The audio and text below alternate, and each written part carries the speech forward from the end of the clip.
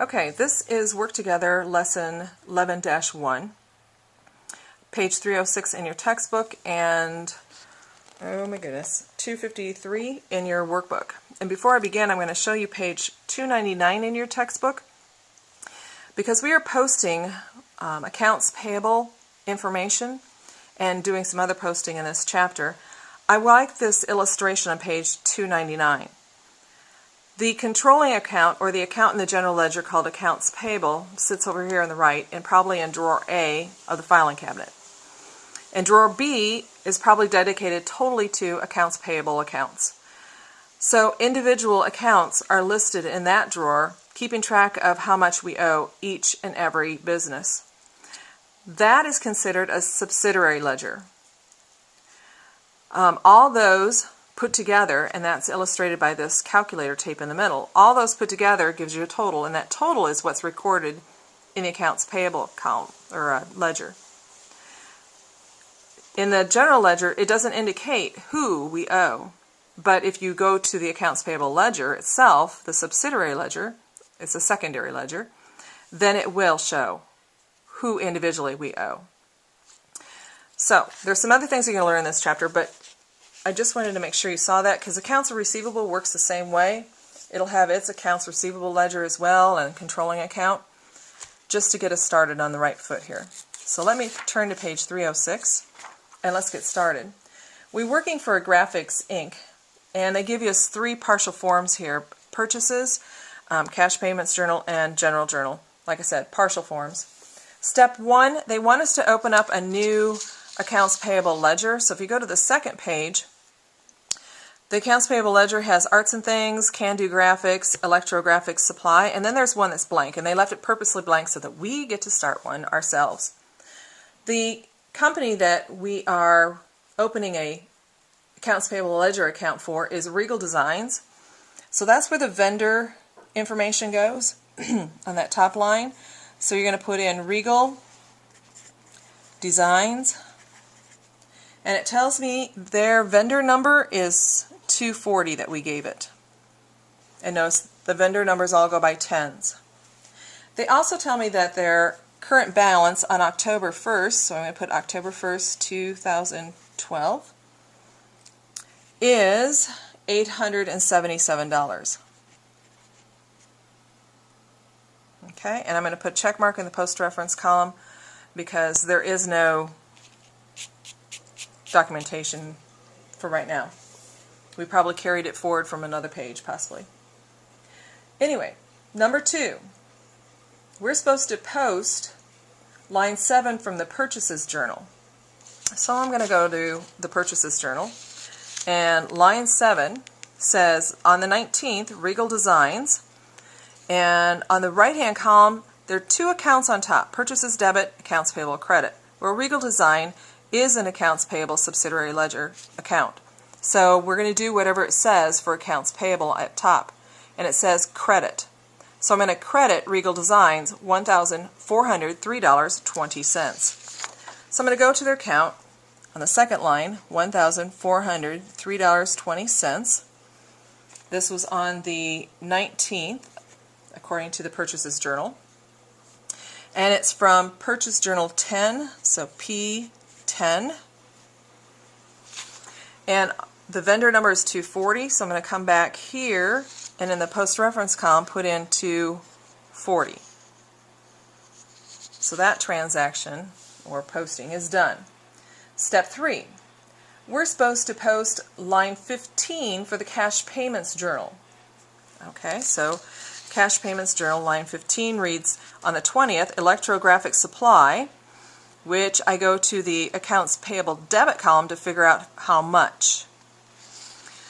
So accounts payable debit, $776.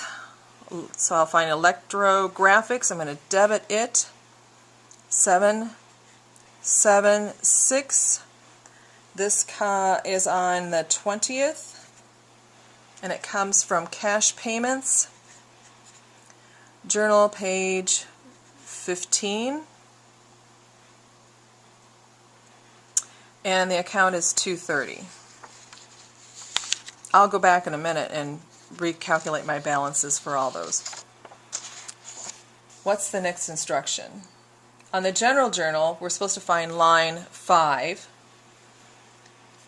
Okay, 5. It says accounts payable / electrographic supply. So what we're basically just doing right now is posting to subsidiary ledger. So electrographic supply, credit. So go to electrographic supply, credit, 2,544.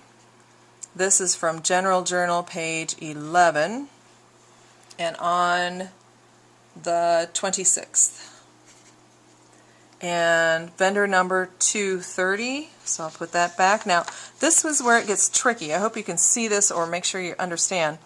Because it says accounts payable and then there's a slash and electrographics, it means it's going to be posted to 2 places. Once to the controlling account called accounts payable, and another time to electrographic supply, the subsidiary account, as well. So I'm going to put split the post reference column in half, and the lower half, because that's the second one listed, I'm going to put their vendor number in, 230. It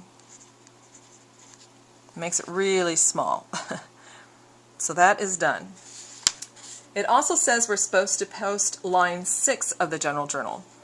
So line 6 is on the 28th, and it's to arts and things. So I'm going to go up to the top here, and it is on the 28th.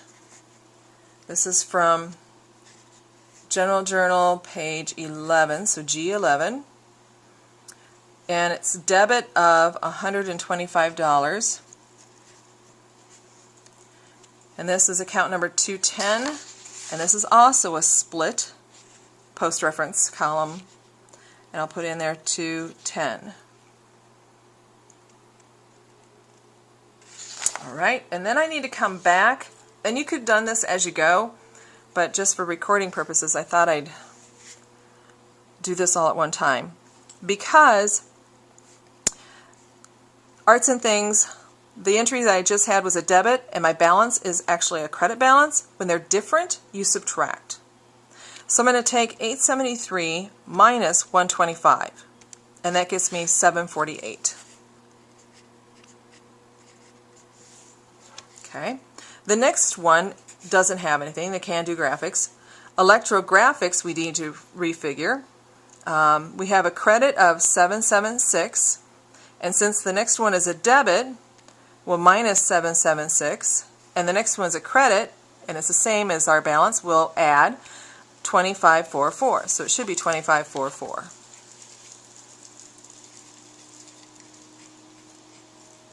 Okay, and this one is 0. The last one is the same, so we add 877 plus $1,403.20, and we get $2,280.20. One more step to go. We are to prepare a schedule of accounts payable for Graphic Inc. And that's our company, so I'm going to scoot back down again. I think I'm going to see if I can't zoom in this time a little bit to this section.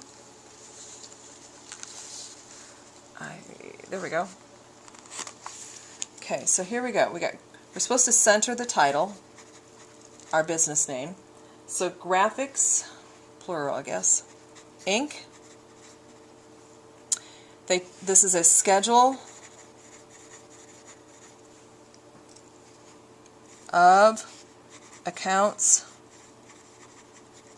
payable. I feel like I'm wiggling this thing so much, sorry. October 31st, they say, is when we're preparing it in the instructions of the current year. So October 31st, 2012. And then we just list out all those that have a balance. Art and Things.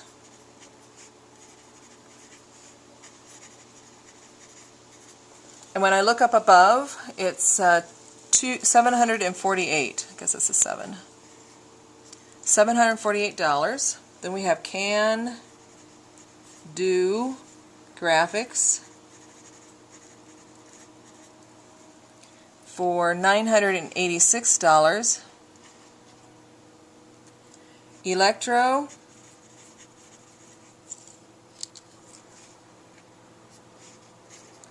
graphics, supply. I need to change pencils here.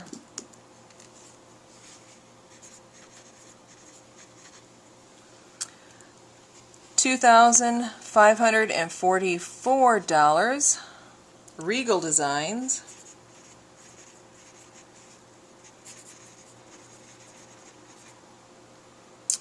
$2,280.20. Then we need to total these guys up, and we're going to call this total accounts payable. I'm going to single rule. I'm going to add those guys together. So 748 plus 986, 2544, and 2280 and 20 cents. So $6,558.20. And then you want to double rule.